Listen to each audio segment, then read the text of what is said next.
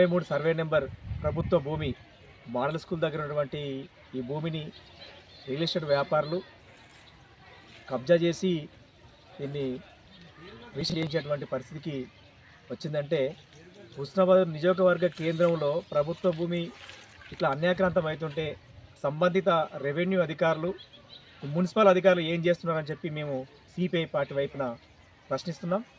ఏదేమైనా ఇది చాలా విలువగల భూమి. ప్రభుత్వ భూములు పట్టణంలో దొరకడం గుంట కూడా లేని పరిస్థితి ఉన్నాయి. ఇక్కడ ఈ భూమి ఉండగా కూడా దీన్ని కాదని సమీకృత భవనం గాంధీనగర్లో కట్టినారు. అలాంటి భవనాలు కట్టే పరిస్థితి లేదా? కట్టాల్సిన అవసరం లేదా? ఇంకా పేదలకు ఇళ్ల స్థలాలు లేవు, పేదలకు ఇవ్వాల్సిన అవసరం లేదా?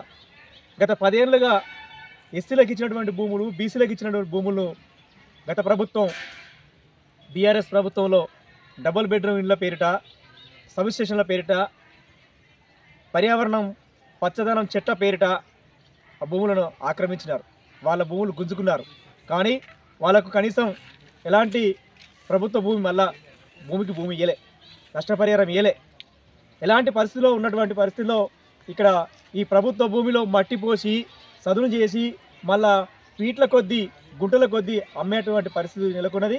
దీని వెంటనే ఈ మట్టి ఎవరు పోసిడ్రో వాళ్ళ మీద క్రిమినల్ చర్యలు చేపట్టాలి.